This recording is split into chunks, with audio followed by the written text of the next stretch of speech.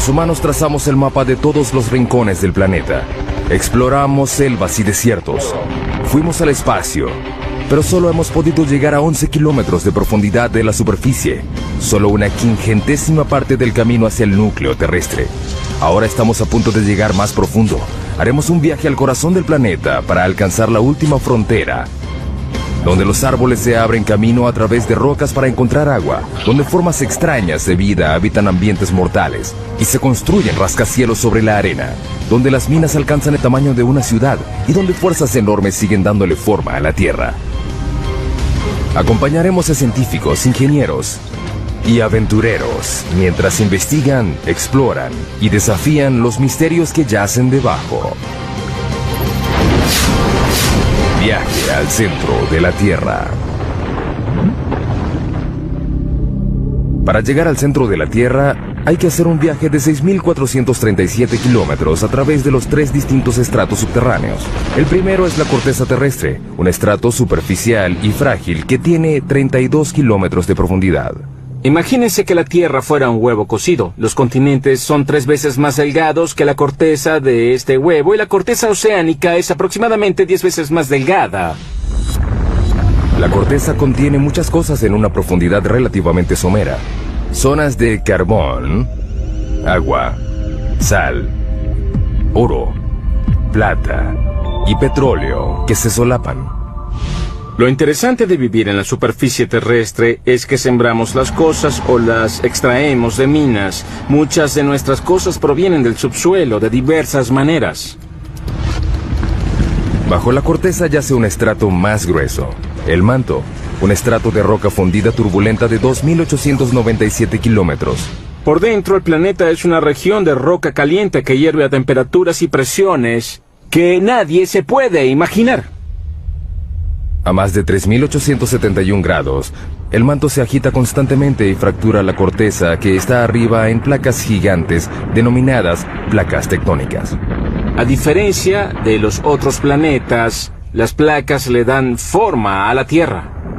Al moverse unos centímetros al año, las placas se incrustan o se separan dando resultados espectaculares. Tenemos volcanes que hacen erupción en la superficie y terremotos, pero logramos sobrevivir en un equilibrio muy delicado. Los volcanes son una fuente increíble de riqueza y de fertilidad. Los volcanes traen nutrientes y materiales frescos a la superficie terrestre. De ahí obtenemos suelos frescos y buenos. De allí provienen nuestros recursos minerales. Ahí se forman. A 2.897 kilómetros bajo el núcleo externo, el hierro fundido es la clave de nuestra supervivencia. Es un campo magnético del ancho de la Tierra que nos protege de la radiación solar. Necesitamos el campo magnético de la Tierra debido a la violencia intensa de nuestro Sol. Finalmente llegamos al núcleo interno, el ambiente natural más mortal de la Tierra. Al llegar al centro de la Tierra, la presión es 3.6 millones de veces mayor a la de la superficie. Es suficiente para reducir este granito a la mitad de su volumen. Nuestro increíble viaje comienza a unos pocos centímetros debajo de nuestros pies. Si peláramos el estrato más superficial de la Tierra, encontraríamos el mundo de los insectos. El de las hormigas es el más amplio. Este podría ser un hormiguero grande. Las hormigas han construido un sinfín de hormigueros debajo de la superficie de cada continente, excepto en la Antártida. Pueden ver las hormigas que salen de la parte superior. Algunas de ellas transportan algo que parece larvas. Las hormigas han estado aquí desde hace 120 millones de años. Precedieron a dinosaurios como el tiranosaurio Rex. Compartieron la Tierra con el estegosaurio y el triceratops. Superan a los humanos en una proporción de 140.000 a 1. No conozco a ningún otro insecto social que se haya extendido tanto. Es una sociedad que se extiende a lo largo de porciones enormes del ambiente terrestre del planeta. Las hormigas son rápidas. Su velocidad es equivalente a la de un humano que corre a 64 kilómetros por hora. Son fuertes. Pueden alzar 20 veces su propio peso. Es como si un hombre adulto alzara un auto. Sin embargo, lo que más hacen es construir hormigueros. Aunque sorprendente, es una tarea vital para los humanos. Los hormigueros ayudan a que el aire y el agua penetren el suelo y lo mantienen fresco y fértil.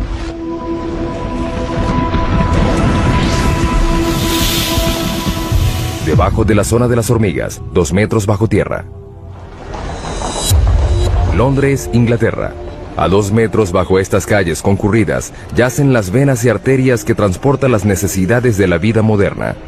45.000 kilómetros de gasoductos, 30.500 kilómetros de cables eléctricos, 64.300 kilómetros de cloacas y el lugar de descanso final para millones de personas. La frase 2 metros bajo tierra se usa mucho para hablar de los fallecidos y enterrados, pero ¿de dónde proviene? Es una historia que data de 1665 en Londres. La ciudad sufría una epidemia de peste bubónica. En plena epidemia llegó a haber más de 7.000 muertos a la semana. El Lord Alcalde de Londres trató de detener la propagación de la enfermedad y ordenó que se excavaran las tumbas de las víctimas de la plaga al menos 2 metros bajo tierra. Se creía que los muertos infectaban a la gente sana y que al enterrarlos a 2 metros bajo tierra se podía contener la enfermedad.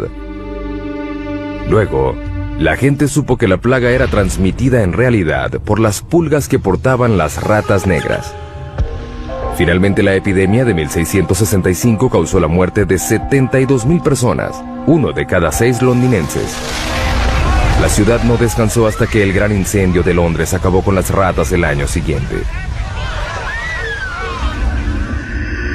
Sin embargo, la tradición de enterrar los muertos a esa profundidad se extendió por todo el mundo.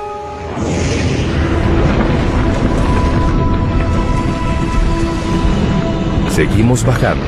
Hemos dado otro pequeño paso en nuestro viaje al centro de la Tierra, 5 metros bajo tierra. Solo una criatura puede vivir a esta profundidad. En estos túneles habita el perro de la pradera, el animal excavador que habita más profundo en el mundo, un animal que tiene un impacto sorprendente en nuestro ecosistema. Los adultos solo miden 30 centímetros de largo y pesan 1,5 kilos, pero son literalmente máquinas excavadoras bajo tierra. Excavan empujando la tierra con sus patas, pateándolo. También usan su cabeza como un martillo neumático. Es muy divertido. Las madrigueras tienen hasta 5 metros de profundidad y más de cientos de metros de longitud. Son más grandes que un campo de fútbol.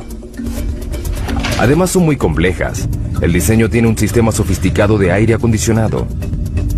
Hay 2 entradas a diferentes alturas que crean un vacío parcial, que hace que el aire entre por la entrada más baja y salga por la más alta.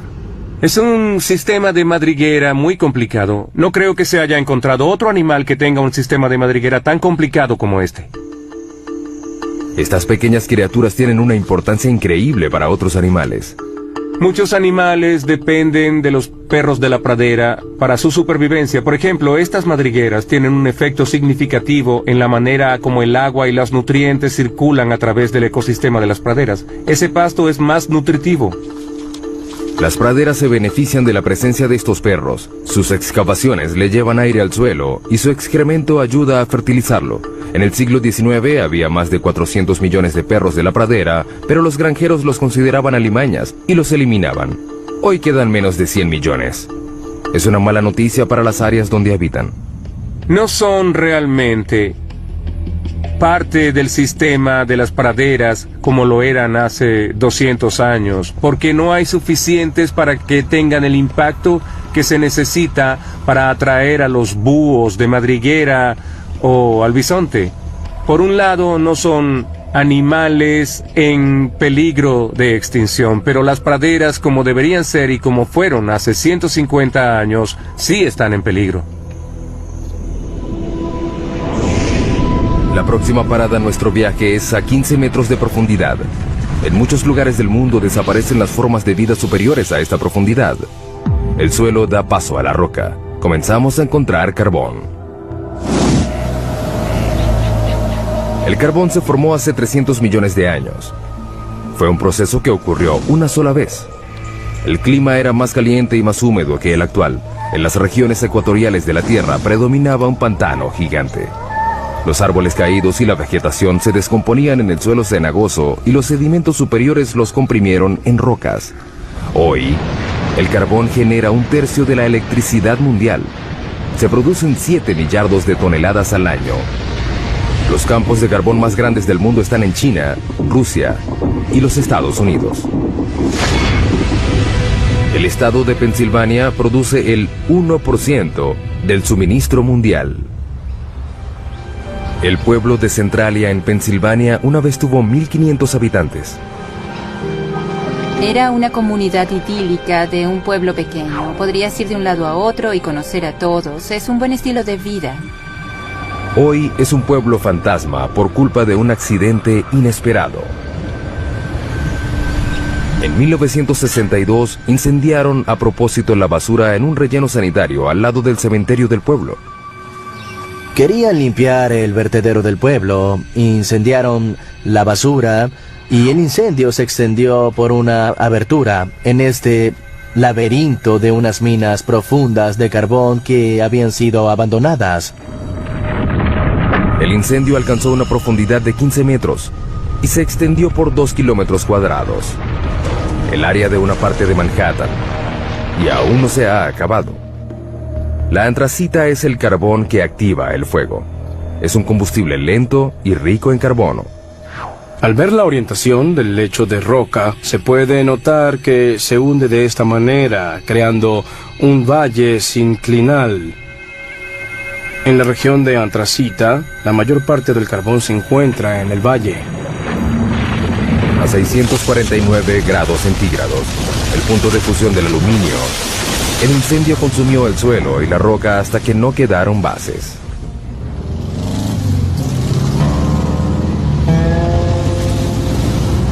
Lo que una vez fue la avenida Locust, la vía principal de Centralia, es en la actualidad una sección de una autopista rural. Es difícil imaginar que esto fue una vez el centro de un pueblo. En esta fotografía vemos cómo era Centralia antes. Estamos en lo que era la estación de servicio de John Coddington. Ese árbol muerto de allá es el mismo de la fotografía. Las calles estaban llenas de casas, unas al lado de la otra. Todo eso desapareció, la naturaleza reclamó lo suyo y ya no queda casi nada del antiguo pueblo. Esta casa en la avenida Locust, enfrente de la estación de servicio, pertenecía a Bob Gadinsky. En 1977, mi esposa y yo adorábamos esta casa. Era una comunidad muy unida. Como ven, ya no queda nada más que un monte lleno de maleza. Con el pasar de los años, el incendio creció. Se hizo más fuerte y se avivó. Quemó el paisaje y chamuscó los árboles desde abajo. Aparte del calor y el humo, el fuego despidió un gas nocivo al igual que lo hace hoy en día. Monóxido y dióxido de carbono, sulfuro de hidrógeno y dióxido de azufre. No es recomendable que respires aquí porque estos gases están presentes.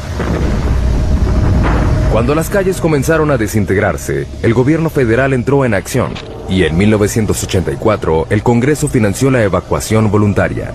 La mayoría de los ciudadanos de Centralia se mudaron para nunca volver. Era preocupante vivir sobre un desastre. Nos sentíamos atrapados y me preocupaba la seguridad de los niños. Por eso me fui tan pronto como pude. El incendio subterráneo ganó. De 15 a 150 metros de profundidad, el suelo ya dio paso a la roca. Esta es la zona de construcción, el estrato donde nacen los proyectos de construcción más grandes del mundo. Como los trenes subterráneos, hay 52 sistemas ferroviarios subterráneos en el mundo. El más largo está en Shanghái, China. 422 kilómetros de rieles. 55 kilómetros más largo que la ciudad de Nueva York. Sin embargo, el tren subterráneo más profundo del mundo está en San Petersburgo, Rusia, a 100 metros bajo tierra, la altura de la Estatua de la Libertad. Tradicionalmente los túneles se excavaban así, o así. Ahora usan esto. La máquina perforadora de túneles, también conocida como MPT. Las MPT se usaron por primera vez en 1956 para excavar la cloaca del río Humber en Toronto. La máquina mide 122 metros de largo, su cabeza cortante mide 15 metros de diámetro y gira 3 veces por minuto para cortar la roca. Se usa un láser para mantener el rumbo. A medida que las MPT avanzan, se instalan anillos ladrillos de acero y placas revestidoras de concreto. Las MPT son como fábricas móviles. Por el frente cortan la roca y por detrás dejan un túnel acabado.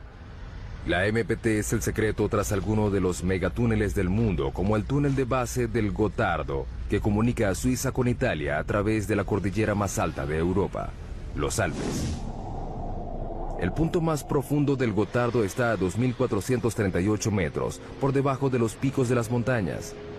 Se extiende a lo largo de 58 kilómetros. Es el túnel ferroviario más largo del mundo.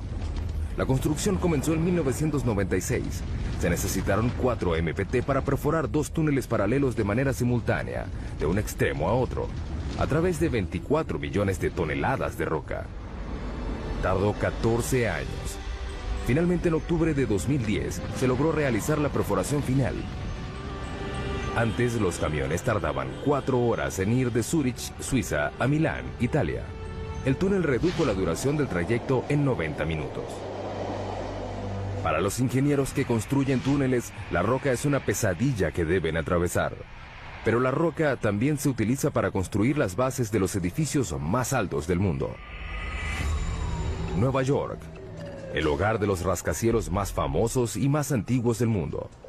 Para mantener en pie estos edificios colosales, los ingenieros anclaron las bases de los edificios al lecho de roca, construyeron una plataforma y construyeron encima de ella. De hecho, el horizonte de Manhattan refleja el estrato de roca que tiene debajo. El anclaje sostiene a la mayoría de los rascacielos, incluyendo el edificio más alto del mundo, el Burj Khalifa de Dubái, que mide 823 metros de altura y tiene bases de 50 metros de profundidad. Pero si no hay lecho de roca, ¿se puede construir un rascacielos? Es un desafío que debieron enfrentar los ingenieros de la próxima parada de nuestro viaje, a 114 metros de profundidad, debajo de uno de los edificios más altos del mundo, las Torres Petronas en Kuala Lumpur, Malasia. Es increíble que estas enormes torres de concreto y cristal estén sobre arena y no sobre roca. Hemos demostrado que se pueden construir casas en la arena con las técnicas de ingeniería adecuadas. La construcción comenzó en 1996. Se planificaron 2 edificios de 88 pisos y 457 metros de altura. Cada torre pesaría 300.000 toneladas aproximadamente. Al principio la idea era construir las bases en el lecho de roca, pero los topógrafos descubrieron que la roca bajo el lugar de construcción tenía pendientes pronunciadas. Era como un acantilado subterráneo de casi 183 metros. Si seguían construyendo, la mitad de las torres quedaría sobre el acantilado y la otra fuera de él. Un llamado al desastre. Si hubiéramos mantenido la posición original, ya no tendríamos torre. Se habría caído. El lugar de construcción era un área limitada en el centro de la ciudad. No había espacio para construir torres completamente sobre la roca. Decidieron más bien alejarlas del lecho de roca completamente. Eso implicaría que las bases tendrían que pasar por el suelo blando a un estrato de arena. Las bases se mantendrían en pie por fricción, la misma fuerza que mantiene un clavo en la madera. El clavo está arraigado a un pedazo de madera de la misma forma como estas pilas de fricción están clavadas en el suelo por debajo de la torre.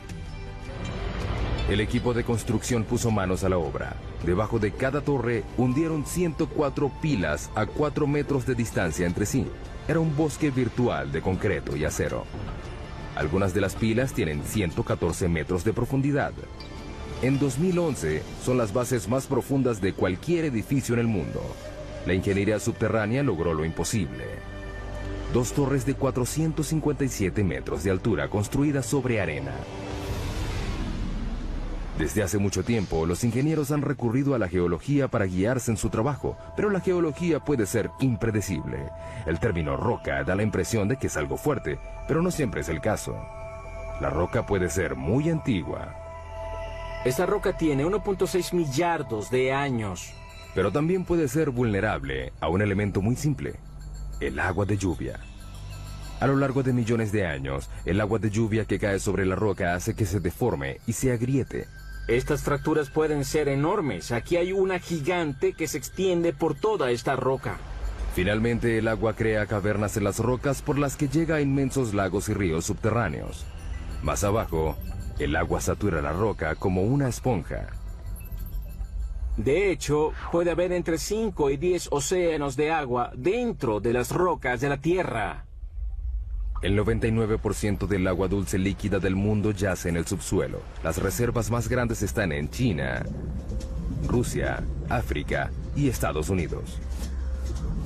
El acuífero Ogallala es el más grande de Estados Unidos. Se extiende desde Nebraska hasta Texas. Abarca 450.650 kilómetros cuadrados, el área de Suecia, y alcanza 150 metros de profundidad.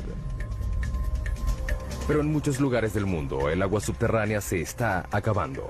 Esto quiere decir que la gente, los animales y las plantas deben ir cada vez más profundo para obtenerla. La próxima parada de nuestro viaje es la raíz más profunda de un árbol a 122 metros de profundidad. Mpumalanga, Sudáfrica. En un precipicio ubicado sobre las claves de Eco, hay un pequeño bosque de higueras que tienen 150 años. Estas higueras han superado 2 retos: crecer sobre roca y sin ninguna fuente aparente de agua. Parecen sacados del Señor de los Anillos. Las raíces y las rocas no se mezclan. Los árboles normalmente crecen en suelo fértil. Sin embargo, el clima de este lugar es árido. Durante la mitad del año no llueve. Las higueras necesitan hasta 23 litros de agua diarios para sobrevivir y romperán las rocas para encontrarla. Las raíces de los árboles están programadas genéticamente para saber que hay agua debajo de ellas. La punta de la raíz segrega un lubricante llamado mucílago que suaviza el recorrido de la raíz. A medida que crece, la raíz explora la roca en busca de grietas y puntos débiles. Las higueras dependen de una sola raíz para encontrar agua. Esta llega muy abajo. La pregunta es, ¿qué tan abajo? Nos deslizamos hacia las profundidades de la Tierra. Cuanto más abajo, más duro es el camino. Es increíble lo que hace la madre naturaleza, solo para encontrar agua. Pero la raíz de la higuera es escurridiza. Esperemos encontrar algo más adelante. Finalmente, Burroughs encuentra algo. ¡Oh, al fin! A 37 metros de profundidad vemos la primera señal de una raíz de higuera real. La raíz tarda 70 años en llegar tan profundo. Una vez que encuentra humedad, termina su viaje. La raíz se encuentra en el fondo a 122 metros de profundidad. Estamos viendo la raíz más profunda que conozca el mundo. Está bombeando agua debajo de mi mano mientras nosotros conversamos. La está bombeando hacia la higuera. Hasta la superficie. Hemos pasado por mamíferos subterráneos, túneles hechos por el hombre y las raíces más profundas hasta llegar a la zona mineral. Las rocas están conformadas por minerales. El hombre ha explotado la riqueza mineral de la Tierra por más de 40.000 años. Pero ¿qué hacemos cuando una mina llega al final de su vida útil? Algo completamente inesperado, como lo demuestra nuestra siguiente parada en el descenso al centro de la Tierra. Sala, Suecia, 152 metros de profundidad. En 2006, los suecos convirtieron una antigua mina de plata en una de las habitaciones de hotel más profundas del mundo. Está amoblada en plata con un comedor exclusivo. Sin embargo, el baño más cercano está en la superficie. La temperatura ambiente es de unos fríos 4 grados. La mina de plata que aloja esta habitación fue clausurada en 1908. Durante 400 años, los mineros extrajeron 40.000 toneladas de roca, casi toda a mano. En el siglo XIX, esta era la mina más importante de Suecia. Hoy en día, la herencia que dejaron los mineros se puede apreciar en los túneles y cavernas que se extienden en la oscuridad por 20 kilómetros. La idea de la habitación de hotel surgió a partir del interés turístico creciente en la mina. La gente viene para dar un vistazo al pasado. La plata es de hace 4.600 millones de años, es decir, del origen del sistema solar. Se formó a partir de partículas minerales despedidas al espacio por estrellas que explotaban. Estas partículas fueron atrapadas por el remolino de polvo de los embriones planetarios. Se fundieron con el agua y el calor subterráneo. Hoy se extraen en Australia, China, Europa y América 20.000 toneladas de plata al año. En Sala, el agua que ayudó a crear la plata una vez sigue ahí. La mitad de la mina está llena de agua. Cuando la mina funcionaba, había bombas para controlar el agua de lluvia que se filtraba. Ya no se hace. Esta sección inundada de la mina contiene unos 5 millones de litros. Suficiente agua para llenar 25.000 bañeras. Marco y Tatia Ranisto reservaron la habitación subterránea para celebrar su 15º aniversario de bodas. La idea fue de Tatia. Quiero darle una gran sorpresa y algo especial. Gracias. El elevador tarda 4 minutos y medio a una velocidad de 60 centímetros por segundo para llegar a la habitación a 152 metros de profundidad. Marco empieza a vacilar. Estoy nervioso. Estaré bajo tierra solo. Bueno, casi solo. Estaré ahí. Los Ranisto llegan a su destino. Oh.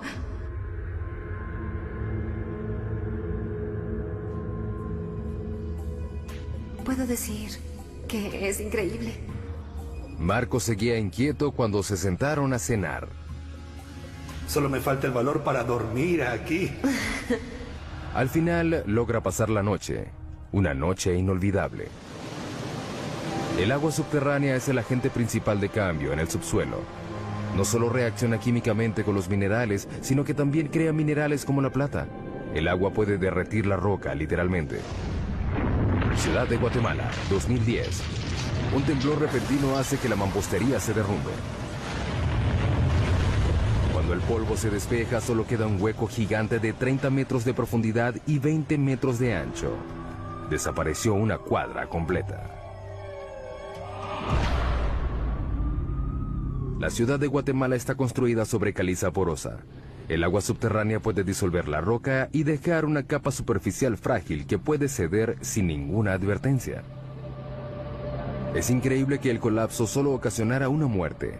Sin embargo, fue la segunda dolina más grande en 3 años en esta ciudad. Las dolinas son aterradoras y a veces mortales. Sin embargo, algunas de ellas pueden proporcionar una gran cantidad de datos científicos. Próxima parada de nuestro viaje, también en América Latina. A 335 metros de profundidad. El Zacatón, México. Es una dolina llena de agua donde no hay lugar para la vida. Bajo esta superficie apacible no hay aire. Pero en este lugar vive una forma de vida, los microbios, y son muy extraños. Todas las bacterias y materia biológica deben sobrevivir en un ambiente anaeróbico que origina formas de vida extrañas. En 2006, la NASA envió un equipo a estudiar los microbios del Zacatón. El primer paso fue descubrir cómo era el interior de la dolina. No sabíamos cuán grande era, ni cómo era. Era algo completamente desconocido. Por eso llegaron con una nueva tecnología, un robot en forma de huevo, diseñado para llegar a donde las ondas no pueden. Lo llamaron Profundidad X. Puede ir en todas direcciones, hacia arriba, hacia abajo, a la izquierda, a la derecha. Puede girar y hacer cualquier movimiento necesario para abrirse camino a través de un ambiente tridimensional. Profundidad X mide 2 metros de ancho y 1,5 de profundidad. Es del tamaño de una moto de 4 ruedas. Lo que lo hace especial es que no se maneja a control remoto, se conduce solo. Una vez que desciende por debajo de la superficie, queda por su cuenta. Durante ese tiempo, debe tomar sus propias decisiones. Para ver, el robot cuenta con un sonar. Esta tecnología se desarrolló en el siglo XX para hacer rebotar ondas sonoras en las paredes y piso de la dolina. El robot crea constantemente en su memoria un mapa tridimensional actualizado como un murciélago que vuela en una cueva oscura. Profundidad X fue el primer robot en tener la capacidad de pensar por sí mismo. Bien sea crear el mapa, decidir tomar una muestra o regresar a la superficie, son decisiones que el robot debe tomar. Luego de sumergirse 50 veces, Profundidad X se conoce todos los rincones y ranuras. La gente se pierde en las cuevas y no sabe si está en la segunda o tercera intersección. Un robot con Profundidad X hace un buen trabajo al distinguir estas situaciones confusas, mejor que las personas en algunos casos. En poco tiempo, el Zacatón reveló sus secretos. Sabemos que es caliente, tal vez hay manantiales que alimentan el Zacatón. La sorpresa más grande fue el descubrimiento de 100 tipos de bacterias, incluyendo 6 nuevas especies de un microbio llamado Archaea, que tiene un estilo de vida extraño. Viven del azufre. Una de las arqueas tenía azufre en su organismo, metabolizaba el azufre del agua y lo utilizaba como una fuente de energía. El descubrimiento confirma que no todas las formas de vida requieren condiciones como las de la Tierra. Tal vez algún día un descendiente de Profundidad X haga un viaje al espacio. Veremos a estos exploradores ir a lugares donde la gente no puede llegar. A un lugar como la luna de Júpiter, Europa, en busca de vida similar en otro mundo. América Latina y México en particular están llenos de dolinas. La provincia de Yucatán tiene más de 3.000 dolinas. Algunas están llenas de agua y otras no, pero nada se compara a nuestra próxima parada. El abismo vertical más profundo del mundo. El sótano de las golondrinas.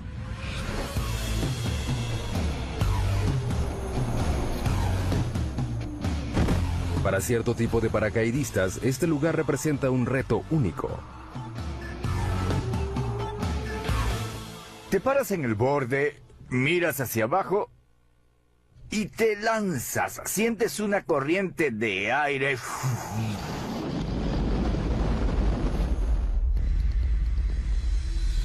427 metros de profundidad, 38 metros de ancho en la parte superior. Se extiende a lo largo de 2,5 hectáreas. Este abismo tiene las mismas dimensiones del edificio Empire State. El sótano de las golondrinas recibe este nombre por las aves que anidan a lo largo de las paredes del lugar. Millones de ellas vuelan en espiral al amanecer y regresan al atardecer. Lo que para las aves es fácil, es muy difícil para un paracaidista. Todo depende de la posición y la precisión en el tiempo. Los paracaidistas corren el riesgo de desorientarse en el subsuelo. Cuando saltas al subsuelo, hay paredes que te rodean. Siempre tendrás paredes alrededor. El paracaidista tiene 6,5 segundos para alar el cordón. Si lo hace muy tarde, el paracaídas no tendrá tiempo para desplegarse. La velocidad de caída es de 37 metros por segundo. Caer al suelo a esa velocidad es como chocar contra una pared en un auto que va a 130 kilómetros por hora. ¿Qué hacen a la hora de regresar? Nos enganchamos a una cuerda de extracción que está atada a un cabrestante.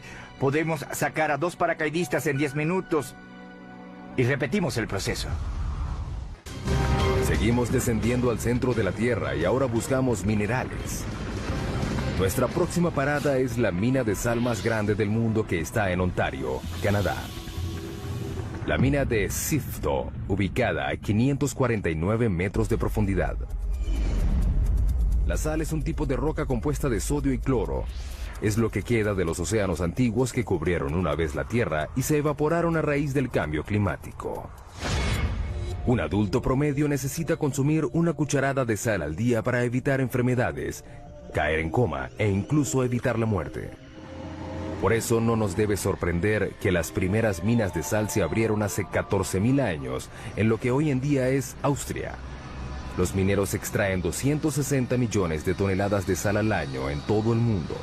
Los yacimientos más grandes de sal están en China, Rusia y Canadá. La mina de Sifto fue abierta en 1959. Está ubicada a 500 metros por debajo del pueblo de Goderich, Ontario, y se extiende por debajo del lago Huron. La mayoría de las minas consisten en túneles pequeños sostenidos por vigas y pilares llamados puntales. Sifto es más bien una ciudad subterránea. Sus cavernas se extienden por 8 kilómetros cuadrados. Es decir, un área del tamaño del centro de Manhattan. Tiene incluso sus propias tiendas y oficinas. Donde el techo comienza a hacerse más bajo, los mineros saben que se acercan al lugar donde estas sierras eléctricas gigantes trabajan. Abrimos túneles de 4 metros de alto y 18 de ancho. Las hojas de 3 metros de largo cortan la roca. Las hojas de sierra giran 1500 veces por minuto. El aire está lleno de polvo. El ruido es abrumador y está a punto de empeorar. Perforamos y explotamos las cabeceras de mina de 18 metros de ancho y 18 metros de alto. Son cuevas enormes.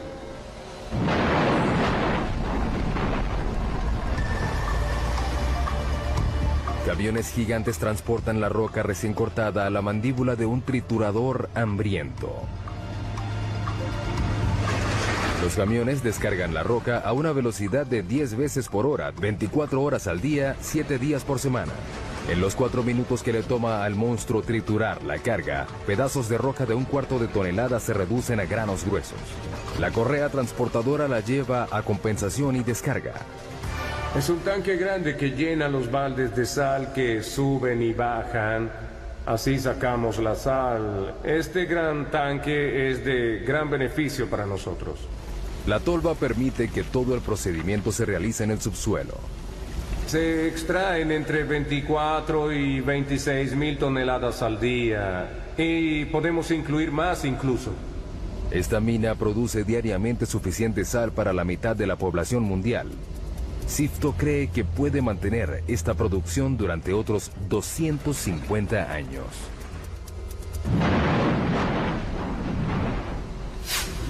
Ahora iremos 183 metros por debajo de la mina de Sifto, a otra mina de sal, en Sondershausen, Alemania.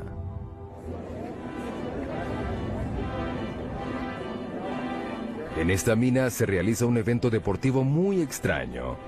El maratón más profundo del mundo. Correr bajo tierra, ¡qué locos! Correr en un maratón subterráneo es una experiencia muy diferente a correr en la superficie.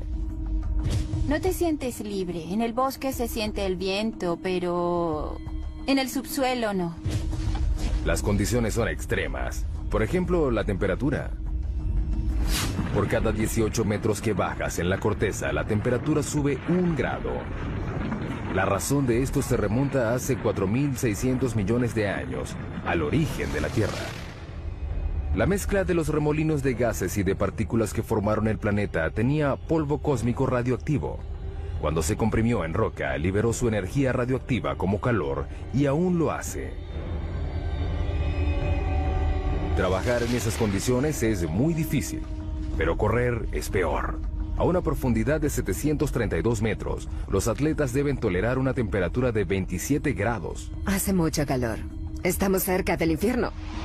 40% de humedad. El aire no es fresco. Ese es el mayor problema. Y un recorrido muy difícil. La carrera se realiza en un circuito irregular que sube y baja 213 metros en cada vuelta. Si te caes aquí abajo, puedes tener lesiones fuertes. A la velocidad promedio de un maratón, el pie pasa 0.2 de segundo en el suelo. Con la fatiga, el pie se queda más tiempo en el suelo. En la mina, cuanto más largo es el contacto, mayor será el riesgo. ¿Ves? Es muy resbaloso. Necesitamos zapatos con un buen perfil como este. Estos tienen un perfil alto, pero podría ser más alto. Necesitas unos zapatos de clavos. Con muchos. Es inevitable que este suelo traicionero tenga una víctima. No se sabe por qué los atletas corren el riesgo de competir en estas condiciones peligrosas. Si les preguntan, todos responden lo mismo. Por placer. Creo que es el maratón más difícil del mundo. ¿Quién puede decir que corrió en un maratón a 610 metros bajo tierra? Luego de pasar medio día bajo tierra, los atletas pueden regresar a la superficie. El calor húmedo, el aire seco y las demás condiciones difíciles son solo temporales. Sin embargo, para los 33 mineros chilenos no fue fácil salir en 2010, cuando el techo de uno de los túneles de la mina de cobre colapsó y quedaron atrapados a 732 metros. Los mineros tuvieron que soportar 27 grados centígrados, un aire tenso y lleno de polvo de roca, oscuridad y aislamiento. No sabían si lograrían salir. Tuvieron que perforar una roca volcánica dura llamada basalto para abrir el hoyo de rescate. Pero esta roca se caracteriza por sus deslizamientos súbitos. Con el temor de provocar otro colapso, equipos de todo el mundo llegaron a Chile a perforar el hoyo de rescate con la última tecnología. Fue un proceso muy lento. Luego de 69 días, los 33 mineros fueron rescatados, uno de los rescates mineros más grandes de la historia. Nos acercamos a los lugares más profundos a los que ha llegado el hombre. Este es el laboratorio científico más profundo del mundo. Hay mucho que hacer aquí. El observatorio Sudbury Neutrino, o Snow Lab, queda a 2 kilómetros por debajo de la región central de Ontario. Hay 2 experimentos en curso, uno que está en la etapa final de la puesta en marcha y otros 3 grandes experimentos que están en construcción. Los científicos de Snow Lab están buscando algo que solo se puede ver a 2 kilómetros de profundidad. Unas partículas diminutas de materia cósmica denominadas neutrinos. Son tan pequeñas que 200 cuatrillones de ellos cabrían en un grano de arena. 200 cuatrillones tiene 26 ceros. No es de sorprender que los neutrinos sean muy livianos. Son partículas increíblemente livianas que normalmente pasan inadvertidas por la Tierra. Los científicos descubrieron los neutrinos en 1956. Están por todo el universo. Para poder ver algo tan pequeño, hay que filtrar los rayos gamma, los rayos X y la radiación ultravioleta que bombardean continuamente la Tierra desde el espacio. Hay que probar que no haya radiación convencional que interfiera en las señales que estás esperando, y para ello se necesita mucha protección radiológica. Por eso el laboratorio está a esa profundidad. Estos rayos cósmicos imposibilitan las mediciones de los neutrinos, que son muy sensibles. Los 2 kilómetros de roca por encima de nuestro laboratorio reducen estos rayos cósmicos por un factor de 10 millones. Para encontrar algo tan pequeño como los neutrinos, se necesitan equipos muy grandes. Cuando buscas una partícula, tratas de aumentar las probabilidades de verlo. Los túneles y cámaras intercomunicados del Snow Lab se extienden por un área de 7.247 metros cuadrados. Es el tamaño de 6 piscinas olímpicas juntas. Parece una estación espacial y no un laboratorio subterráneo. La construcción del laboratorio tardó 18 años y costó aproximadamente $70 millones. Los neutrinos dejan una estela fugaz de luz cuando pasan a través de ciertas sustancias. Esta caverna una vez tuvo 60.000 toneladas de roca. Ahora aloja a esta esfera de 12 metros. La esfera contiene 757 litros de agua pesada. Es un tipo de agua natural que es más sensible a los neutrinos porque su peso molecular es mayor. El neutrino causa una reacción que genera luz. Esta luz reacciona con los fotodetectores. Así podemos descubrir su energía y su dirección. Es difícil llegar al laboratorio a esa profundidad. El elevador desciende a 640 metros por minuto. Luego hay que caminar un trecho de 1,5 kilómetros. La temperatura ambiente es de 27 grados. Es muy caliente por la presión que hay a esa profundidad. Alrededor de ellos la roca está presionada a 551 bares. 500 veces más que la presión de aire en la superficie. El reto para abrir el laboratorio fue crear un ambiente puro bajo tierra. Mantenemos las fuentes de polvo y contaminación al mínimo, limpiando constantemente. Al entrar, los científicos deben someterse a un proceso riguroso de descontaminación para eliminar el polvo que pudiera arruinar los delicados experimentos. Tenemos que quitarnos todo lo que llevamos puesto en la mina, ducharnos y ponernos ropa limpia que nunca haya estado expuesta a polvo de la mina. Aparte del polvo, la gente siempre despide desechos minúsculos por sí sola. 600.000 partículas de piel por hora. 100 hebras de cabello al día. Todo eso puede comprometer el trabajo del laboratorio. Una vez adentro, los científicos deben someterse a más procesos de limpieza y revisión. Hasta las cloacas del laboratorio están limpias. Tratamos todos los desechos del baño y todas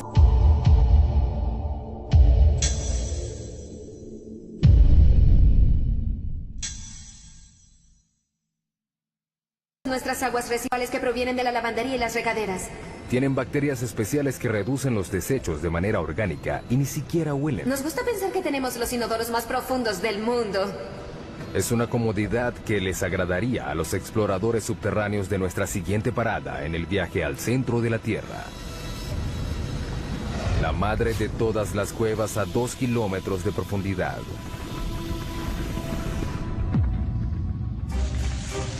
Estos exploradores de cuevas polacos esperan llegar más profundo de lo que haya llegado cualquier otro. Están entrenando para descender a J2, una parte del sistema de cuevas de Cheve, en México. Buscamos la cueva más profunda del mundo.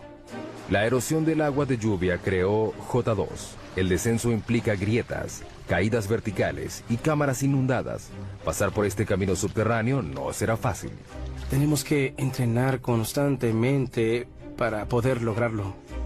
El descenso de 2,5 kilómetros es tan profundo como la altura del monte Santa Elena. Los exploradores de cuevas van equipados como alpinistas subterráneos, con arneses, cuerdas, ganchos y cascos. Las condiciones de la cueva Kasprowa Nisia, en Polonia, son similares a las de J2, pero no tan profunda. A medida que el equipo desciende, el pulso aumenta a 140 latidos por minuto. Los exploradores queman unas increíbles 6,000 calorías diarias, el doble de lo normal. Hay que llevar mucha comida durante la exploración.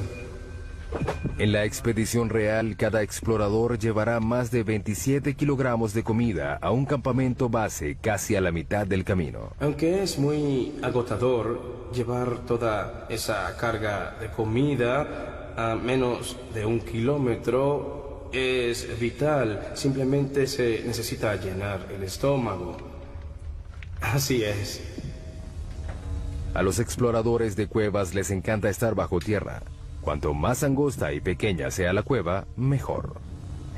Para mí es como estar en un parque, jugando con mis amigos. Pero la J2 real no es ningún juego para niños. Tiene pasadizos tan angostos que intimidan a los exploradores más expertos. Soy de baja estatura y no me va mal en lugares angostos, pero no voy a lugares así. Creo que no me gustaría. No me gustaría.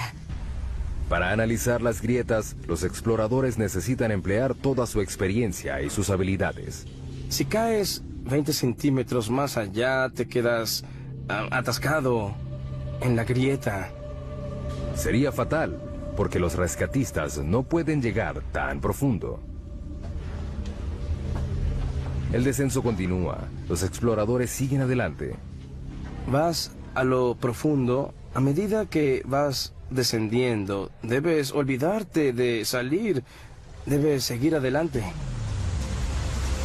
El mayor reto de J2 es el agua.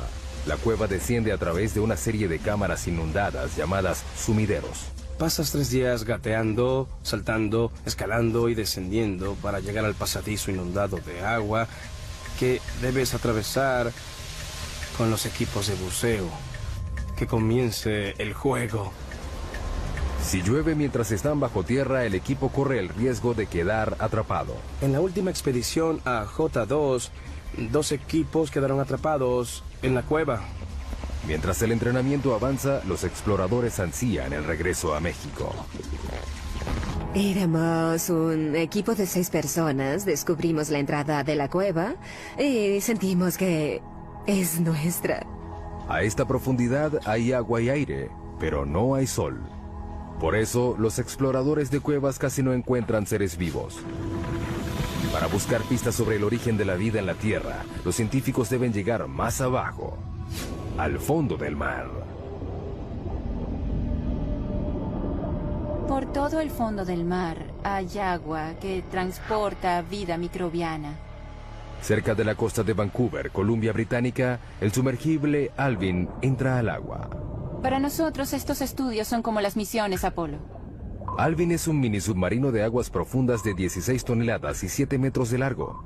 Lleva una tripulación de 3 personas a 2,5 kilómetros de profundidad, en busca de microbios producidos en el interior de la Tierra.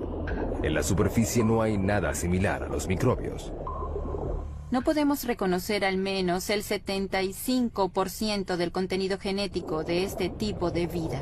Eso es lo que Alvin busca. Agua caliente que sale de los respiraderos que vienen debajo del lecho marino y es rica en microbios. Estamos empezando a entender que están allí, pero no sabemos exactamente cómo.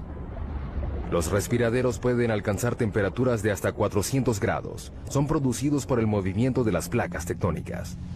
La costa de Vancouver está sobre la placa Juan de Fuca, una de las más de 12 placas que están en movimiento constante. Cuando los bordes de las placas se separan, crean fisuras grandes en el lecho marino. A través de ellas, el agua es succionada, calentada en el subsuelo y despedida de nuevo al océano en un ciclo continuo. Esta agua porta consigo los microbios. El equipo de Edwards no tiene idea de cuán lejos llega esta vida dentro de la corteza. Eso es lo más impresionante. No sabemos dónde acaba la vida. Para descubrirlo, insertarán sensores conocidos como corchos en una sección de 3.237 kilómetros cuadrados del lecho marino, un área del doble del tamaño de la ciudad de Los Ángeles. Los corchos de 2,5 metros están equipados con monitores de temperatura y de presión. Se llevan a 457 metros por debajo del lecho marino, a un total de 3,2 kilómetros por debajo de la superficie. Los corchos rastrean el recorrido del agua caliente dentro de la corteza terrestre. Tenemos que entender realmente cómo fluye el agua y qué tipo de microbios hay allá abajo. Sigan el agua, ahí estarán los microbios. La riqueza mineral de la Tierra es el motor de la mayor parte de la economía mundial. Cuanto más raro sea el mineral, más profundo llegarán los mineros para obtenerlo. Tautona, Sudáfrica. Para llegar a la mina más profunda del planeta, los mineros deben viajar por 3,8 kilómetros durante 1 hora a una velocidad de 16 metros por segundo. Están buscando oro. Está compuesto de polvo cósmico al igual que la plata, pero es más extraño. Se han explotado menos de 200,000 toneladas de oro desde los primeros registros históricos. Tautona produce 12,5 toneladas al año, lo que representa la mitad de la oferta del oro actual. Al abrirse el elevador, una ola de calor recibe a los mineros. A esta profundidad, la temperatura ambiente es de unos achicharrantes 54 grados. Hace más calor que en el Valle de la Muerte en verano. La mina tiene un enorme sistema de aire acondicionado que disminuye la temperatura hasta 28 grados. Sigue siendo caliente, pero al menos tolerable. Mientras los 5.600 mineros que trabajan aquí sudan en las galerías y túneles de la mina, deben estar atentos al techo. A esta profundidad, cualquier temblor puede desatar un mini terremoto subterráneo. Las rocas que caen a partir de este dejan algunos muertos cada año. La siguiente parada de nuestro viaje es 3 veces más profunda que la mina de Tautona. Es el lugar más profundo que ha alcanzado el hombre alguna vez. En el oeste del Pacífico, a 11,2 kilómetros de profundidad, yace el abismo Challenger. Es un corte profundo del lecho marino de 69 kilómetros de ancho que se extiende por 2.543 kilómetros, la distancia entre Nueva York y San Antonio, Texas. El peligro en este abismo no es el calor ni los temblores, es la presión. El 23 de enero de 1960, el oceanógrafo suizo Jean Piccard y el comandante de la Armada estadounidense Don Walsh emprendieron un viaje en una nave submarina única que los llevó a ser los primeros y únicos humanos que hasta ahora han visto el verdadero fondo del mar. Don Walsh revive el viaje.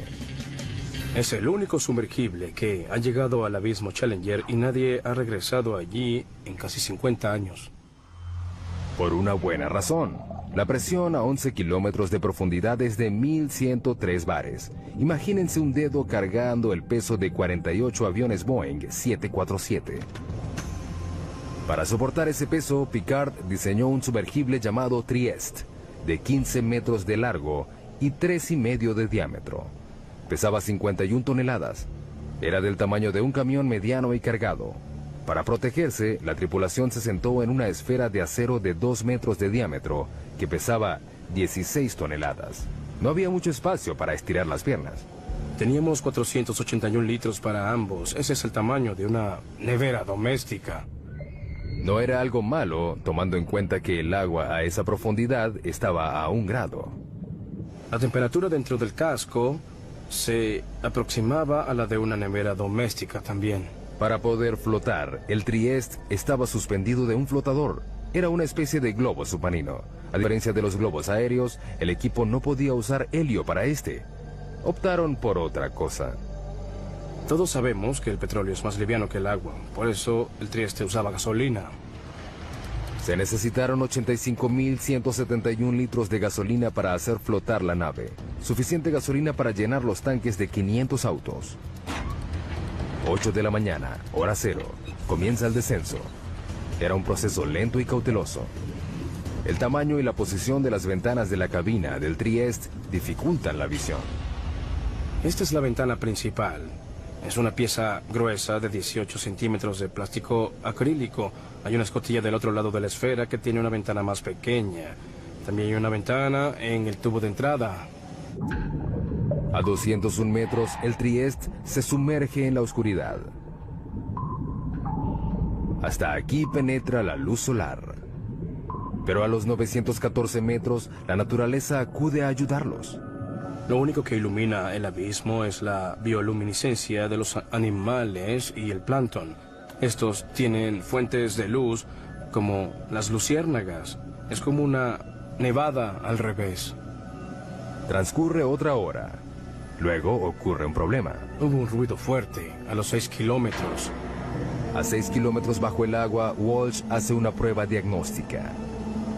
Oímos el ruido y verificamos todos los medidores que teníamos. Todo parecía bien, así que seguimos el camino. Pero de repente vio algo. Miré a la ventana de la escotilla y vi una grieta así en la ventana. La tripulación está a 2 centímetros de una muerte segura. Si la ventana interior se hubiera roto, habríamos muerto de manera instantánea porque la presión a 6 kilómetros de profundidad es como 690 bares. La muerte habría sido inmediata, no nos habríamos enterado. Pero la ventana soporta. Deciden continuar. Luego de casi 5 horas, el Trieste llega finalmente al fondo. Walsh ve algo increíble. Antes de aterrizar, vimos un pez blanco. Los vertebrados no deberían sobrevivir a esta profundidad. Pero los acuanautas no pudieron seguir investigando. Cuando aterrizamos, levantamos una nube de sedimentos que se quedó ahí durante unos 20 minutos.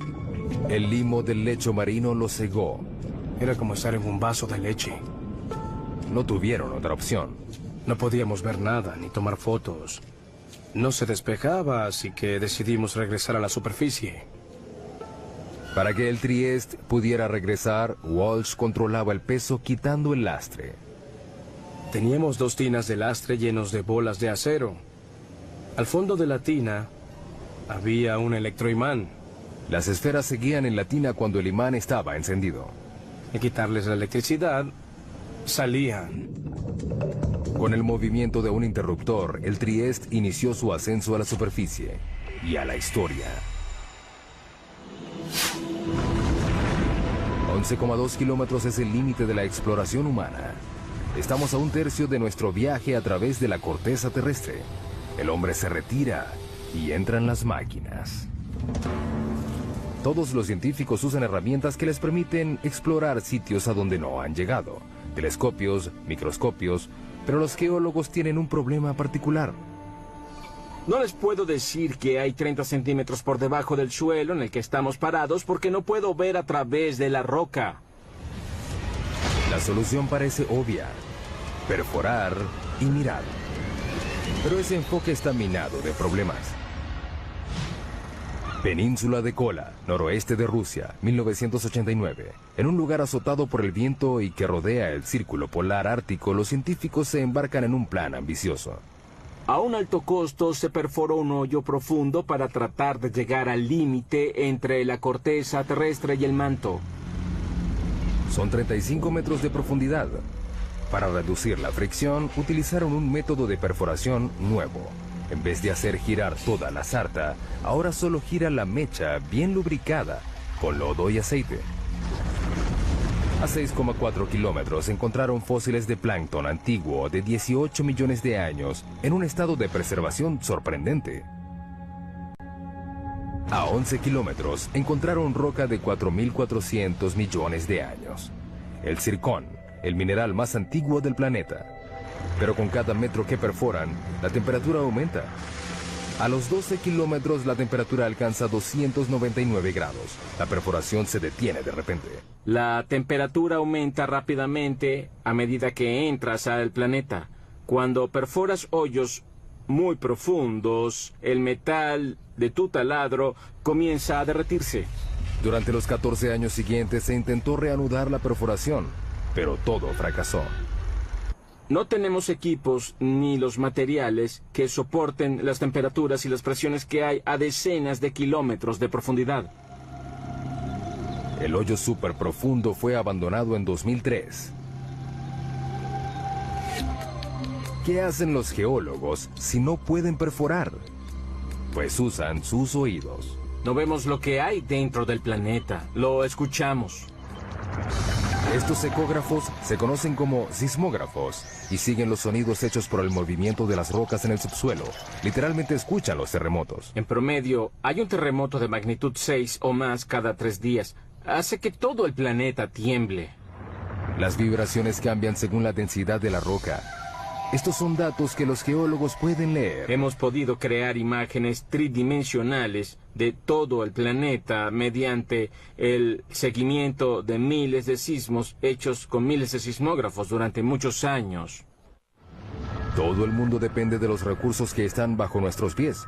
La próxima parada de nuestro viaje es en el campo petrolero más profundo de los Estados Unidos, a 11,2 kilómetros por debajo del Golfo de México.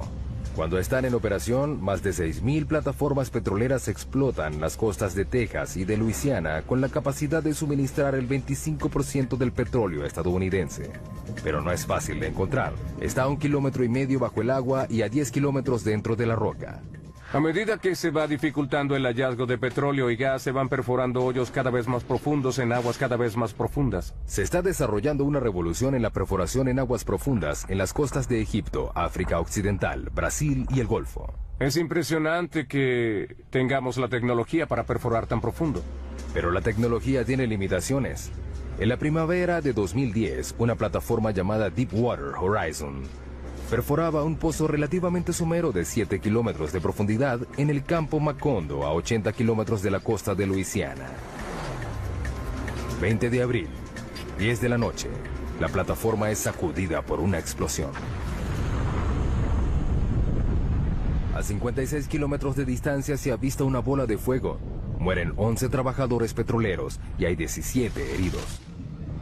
En el lecho marino a 1,5 kilómetros, el cabezal de pozo roto descarga hasta 60.000 barriles de petróleo diarios. Un barril tiene 159 litros. Es como 450 camiones cisterna al mar. Aproximadamente se derramaron 5 millones de barriles de petróleo. Ha sido el peor derrame petrolero en Estados Unidos. ¿Pero qué fue lo que sucedió? Deepwater Horizon ya había perforado pozos a 11 kilómetros del fondo del campo petrolero del Golfo durante el otoño anterior en otro lugar. En comparación, la perforación en Macondo era casi rutinaria, pero las apariencias engañan. El Golfo es uno de los lugares más difíciles de perforar. La plataforma continental, en 1,5 kilómetros, se transforma de manera abrupta en una serie de arrecifes pronunciados, valles con cañones y volcanes de lodo de hasta 152 metros de altura. La geología es muy complicada. El petróleo debajo de este lecho marino accidentado se extiende por una grieta de roca de 35 millones de años y 244 metros de grosor. Está atrapado bajo una presión enorme, 100.000 veces mayor a la superficie. El peso de la roca superior presiona hacia abajo. Eso aumenta muchísimo las presiones en el fondo del pozo. Además de la presión, los perforadores se pueden encontrar con bolsillos potencialmente peligrosos de gas metano congelado. conocidos como hidratos. Si perforas uno por accidente, puede ser un gran problema. Al calentarse por la fricción de la perforación, el metano explota en el pozo y libera cantidades enormes de volumen de petróleo. Muchos investigadores le atribuyen la causa de la tragedia del Deepwater Horizon a un bolsillo de metano congelado. La tecnología convencional de barrido no siempre puede identificar estos bolsillos. Es un desafío para la exploración petrolera. La gente no sabe cuánto porque es muy difícil crear la imagen sísmica. Ahora despliegan una nueva generación de sensores de lecho marino para ayudar a detectar el gas congelado antes de que se convierta en una amenaza. Lo lanzamos al agua por un lado del barco y dejamos que se hunda hasta el fondo del mar con un ancla de concreto pesado. Se queda allí durante varios días o varios meses. A diferencia de los sismógrafos convencionales, este sensor de lecho marino no mide las ondas sonoras generadas por el movimiento de las placas tectónicas de la Tierra, sino que detecta la electricidad. Medimos las propiedades electromagnéticas del lecho marino y su conductividad eléctrica. La electricidad proviene del campo magnético de la Tierra. Cuando encuentra radiación solar en la atmósfera superior, genera una corriente global dentro de la corteza que alcanza el núcleo externo. Sin embargo, es débil. Medimos menos de 1 nanovoltio en el lecho marino. Las señales que nos interesan son pequeñas. La corriente fluye a través de distintas rocas según la facilidad que tengan estas de conducir o resistir la electricidad. Mediante la medición de esta corriente, los sensores proporcionan una imagen más detallada de lo que hay dentro de la roca. Además, distingue un buen conductor eléctrico como el agua y uno malo como el petróleo. Esto es bueno porque evitas perder el tiempo perforando un pozo de agua salada que te cuesta $100 millones. Igual que el petróleo, los hidratos de metano son malos conductores, pero existen a profundidades someras por debajo del lecho marino. Para encontrarlos, hay que darles una descarga eléctrica a la Tierra. Eso es lo que este instrumento que tengo delante trata de hacer. Lo llaman SUESI, las siglas en inglés de Instrumento Submarino de Fuente Eléctrica Scripps. Utiliza un suministro de 2000 voltios con una corriente de hasta 500 amperios, un mini rayo que es 5 millones de veces más fuerte que el que se necesita para matar a un ser humano. Lo llevamos muy cerca del lecho marino a través de un cable por la parte de atrás de nuestro barco de investigación. Lo alimentamos con electricidad y genera una corriente eléctrica que se inyecta en el agua por una antena. Luego miden lo que reciben de vuelta. Una lectura somera que muestra que la roca es resistente a la electricidad. Quiere decir que contiene un bolsillo de hidratos. El tiempo dirá si el barrido electromagnético ayudará a reducir el riesgo de reventones en el mundo de los campos petroleros profundos. Mientras tanto, la técnica tiene muchos otros usos entre los geocientíficos. Es como poder ver dentro de un plato de sopa hirviendo y saber a dónde va todo.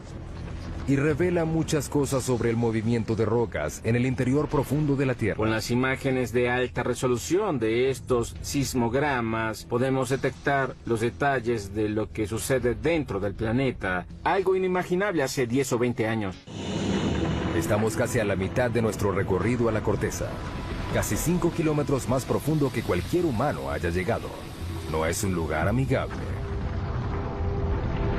Aquí la roca está a 482 grados, suficiente para derretir el vidrio. La presión es 1517 bares y estamos buscando terremotos. En todo el planeta, las placas tectónicas se incrustan y se pandean en un movimiento lento y continuo a un promedio de 2,5 centímetros al año. La misma velocidad a la que crecen nuestras uñas. Sin embargo, ese movimiento puede ser devastador en la superficie. Enero 2010, Puerto Príncipe, Haití. Un terremoto de magnitud 7 sacude la ciudad. El sismo principal dura solo 10 segundos, pero las réplicas continuaron por 2 semanas. Después de esas 2 semanas, hay 230,000 muertos, casi 300,000 edificios destruidos y 2 millones de personas quedaron sin hogar. Es el cuarto terremoto más devastador de la historia. Los terremotos tienen un potencial de ser los desastres naturales más catastróficos. En Haití, la falla que causó este desastre solo tenía 64 kilómetros de largo y se movió solo 2 metros. Pero los temblores desataron fuerzas inimaginables. Hay mucha energía almacenada en la Tierra y sube a la superficie en forma de onda. El sismo movió la Tierra como una sábana en ondas de hasta 4 metros de alto. Cuando golpea la superficie, la onda se concentra allí, se refleja y regresa. Puede tener el doble de intensidad de la onda de ese lugar. Estamos en el Centro de Investigación de Ingeniería Sísmica de la Universidad de California en Berkeley. Los científicos de este centro se ganan la vida rompiendo cosas. Estos son algunos de los modelos probados de las columnas esquineras. Pueden ver que están muy dañados. Estas pilas de escombros son los restos de pruebas de laboratorio, el fruto del trabajo científico que ha hecho posible la creación de edificios antisísmicos perfectos. Los científicos ya aprendieron la lección. Si un terremoto ocurre en un lugar, volverá a ocurrir. No es cuestión de si ocurre, sino de cuándo. En California tenemos la mala suerte de tener terremotos con bastante frecuencia. Sin embargo, eso nos hace prepararnos. Las únicas opciones son mudarse o construir edificaciones más seguras. Debemos prepararnos mejor para un terremoto mediante mejoras de normas de diseño. Durante un terremoto, el movimiento más peligroso no es el vertical, sino el horizontal. Este ingeniero trabaja en un diseño que hace las paredes más resistentes a los movimientos horizontales mortales que derriban los edificios. Creamos este tipo de conexión que puede transferir cargas laterales. Estas paredes están unidas por placas de acero que soportan la tensión. Las placas se pueden romper sin que la pared completa colapse. Las paredes están hechas con una mezcla de concreto y fibra, que las hace más flexibles y menos quebradizas. Están diseñadas para que se dañen. El equipo de Berkeley usa una variedad de equipos para someter a los nuevos diseños a un proceso lento de destrucción. Ese bloque de concreto inmenso mide 8 metros y medio de largo por 8 de alto. Pesa 300 toneladas. Hay mucha energía latente encerrada en esa masa. Cuando estos 4 martillos hidráulicos enormes empujan el bloque, le transfieren la energía a la estructura que se está probando. En este caso, se prueba un armazón de columnas y vigas similar al de un rascacielos. Nadie sabe cómo responderá la estructura. Es la primera vez que probamos algo de este modo. El objetivo es llevar la estructura al límite. El edificio se inclina en una dirección y las vigas rotan en sentido contrario a las columnas. El acero se pandeó, pero el armazón sobrevivió. Es un inicio prometedor para el diseño. Pero la única manera de asegurarse de que una estructura soportará un terremoto es creando uno. Esta es la mesa de temblores. La mesa de temblores nos permite crear un terremoto cuando queramos. Como su nombre lo indica, las mesas de temblores crean temblores a escala real, que sacuden edificaciones a escala real. Podemos simular 6 componentes del movimiento. La mesa puede mover la edificación hacia adelante y hacia atrás, hacia arriba y hacia abajo o hacia los lados para recrear lo que sucede. El objetivo no es analizar por qué se caen los edificios, sino por qué permanecen de pie. Una de las cosas que queremos predecir es cuándo una estructura colapsará completamente y cuándo colapsará solo de manera parcial. Los terremotos han matado a millones de personas, pero el movimiento tectónico que los ocasiona también forma parte de un ciclo global que es vital para la salud del planeta Tierra. La vida humana no habría evolucionado si no fuera por la tectónica de placas. Sin la tectónica de placas tendríamos un solo océano gigante en la superficie y no tendríamos ningún animal terrestre. El ciclo de creación de la superficie terrestre voltea virtualmente la Tierra. Esto es una amonita, un fósil que vivió en el fondo del océano. Lo impresionante de esta roca es que proviene de la base del monte Everest. Lo más impresionante de todo esto son las fuerzas que la trajeron a la parte de arriba del planeta, que debieron ser enormes e increíbles. La fuente de estas fuerzas yace aún más profunda que las placas tectónicas. Nuestra próxima parada en el viaje al centro de la Tierra. A 35 kilómetros de profundidad entramos al manto, una vasta región de 2.897 kilómetros, que contiene el 70% de la masa del planeta. Aquí la temperatura y la presión compiten para decidir cuál de las dos cambiará más a la roca. A 56 kilómetros de profundidad, la presión es 16.500 veces mayor a la de la superficie, más de lo que un humano puede soportar. Esta cámara a alta presión ilustra el impacto de una presión tan alta en un cuerpo humano desprotegido. La respiración se hace imposible rápidamente porque los pulmones colapsan y las costillas hacen una implosión. Solo 3 kilómetros más abajo, a 59 kilómetros, la presión aplasta y pulveriza nuestro cráneo. Pero la temperatura también aumenta gracias a la liberación de energía radioactiva en el manto. A 982 grados, el calor es suficiente para empezar a derretir la roca. Esta comienza a convertirse en algo llamado magma. El magma es lo que ocurre cuando la roca alcanza su temperatura de fusión y pasa de estado sólido a líquido. Puede fluir por largas distancias y luego es forzada a salir a la superficie terrestre. A medida que se filtra hacia arriba, el magma se mezcla con una variedad de sustancias que lo hacen más volátil.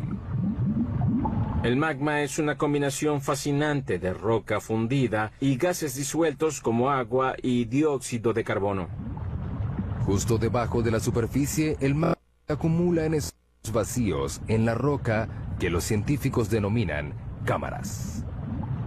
La cámara más profunda que se haya detectado está a 34 kilómetros por debajo de Oahu, Hawái. La mayoría está a 10 kilómetros de profundidad. Las cámaras se llenan lentamente de magma. A medida que aumenta la presión bajo tierra, el magma es forzado a salir hacia la superficie. Con el tiempo llegan al punto de explosión y causan las erupciones volcánicas. Una de las imágenes más potentes del interior de la Tierra es esos lugares donde el interior se vuelve superficie, como en los volcanes. 500 millones de personas en todo el mundo viven cerca de un volcán. Una sola erupción puede resultar catastrófica. Los volcanes pueden borrar en un momento lo que ha tomado decenas de millones de años en crearse. Las erupciones ocurren sin advertencia, su temperatura es mayor a 500 grados y son prácticamente indetenibles. Abril 2010. El volcán Eyjafjall hace erupción en Islandia. Liberó 99 millones de metros cúbicos de ceniza volcánica, suficiente ceniza para llenar 40.000 piscinas olímpicas. Una nube de cenizas de 9 kilómetros de alto se liberó. Se esparció por 1.800.000 kilómetros cuadrados, un área más grande que Alaska. La erupción hizo que se suspendieran los vuelos en el hemisferio norte durante 6 días que dejaron varados a más de 1 millón de pasajeros diarios. Los servicios normales tardaron un mes en reanudarse. En nuestro viaje al centro de la Tierra, nos acercamos al núcleo externo, una zona de 2.100 kilómetros de hierro fundido, atrapado entre el manto y el núcleo interno sólido. Para llegar aquí, hemos viajado a través de agua y roca, combatido con la temperatura y la presión, y revelado los secretos subterráneos que le dan forma a nuestras vidas. Pero nos queda un misterio por resolver. ¿Qué hace que la Tierra sea magnética? El campo magnético de la Tierra se extiende por 72.400 kilómetros en el espacio. Este protege al planeta de la fuerza completa de la radiación solar. Una sola erupción solar que dure 2 horas esparce 10.000 millones de toneladas de partículas radioactivas. Son suficientes para darle electricidad a Estados Unidos durante 10.000 años, o para evaporar nuestra atmósfera. Sin el campo magnético que las desvía, las partículas solares extinguirían la vida en la Tierra. Necesitamos el campo magnético de la Tierra debido a la intensa violencia de nuestro Sol.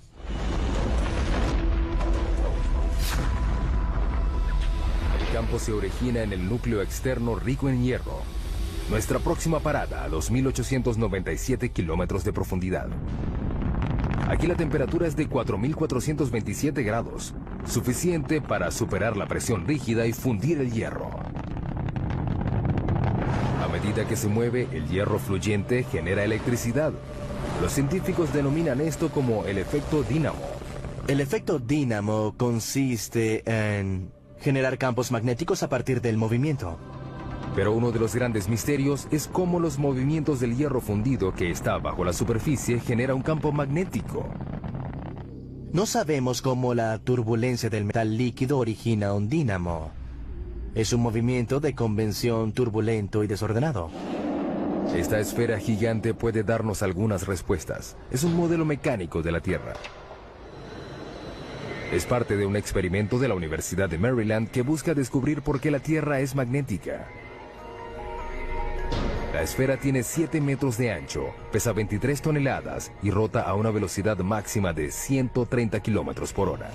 Tratamos de obtener velocidades tan altas como sea práctico, para así intentar simular las condiciones del planeta.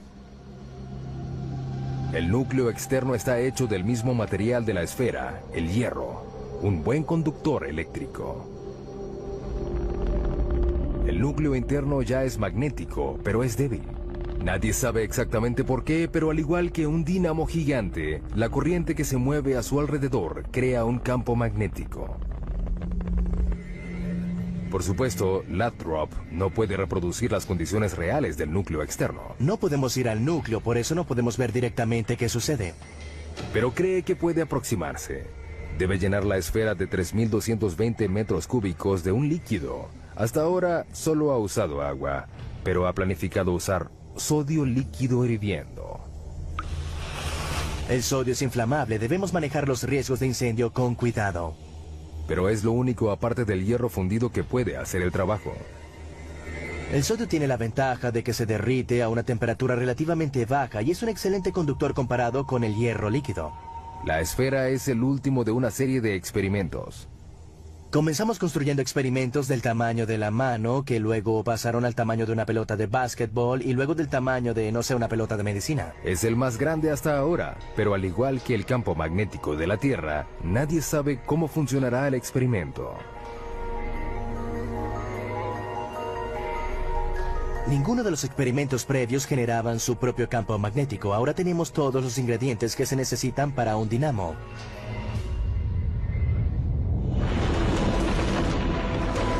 Casi 6.400 kilómetros de profundidad, llegamos al final de nuestro viaje, el núcleo terrestre.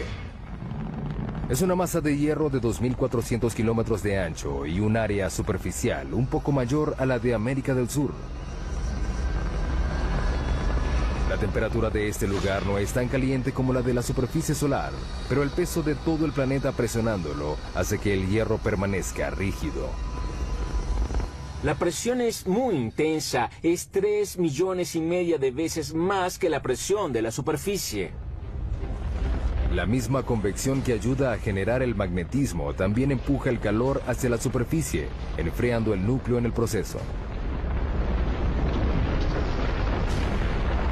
A medida que la temperatura cae, el núcleo se solidifica lentamente. Un día no habrá suficiente roca fundida para crear un campo magnético. Pero el sol se apagará y destruirá la Tierra antes de que ese día llegue. Mientras tanto, el calor del núcleo ayuda a crear la lenta rotación del manto que renueva la superficie. Alimenta la química de nuestra riqueza mineral y genera el campo magnético que nos protege de un universo hostil. Las probabilidades de encontrar otro planeta como la Tierra son muy pocas. Hemos llegado al final de nuestro viaje a casi 6.400 kilómetros de profundidad. Vimos túneles que atraviesan montañas y minas del tamaño de una ciudad. Pasamos por incendios e inundaciones. Soportamos terremotos, volcanes y presiones que trituran nuestros huesos.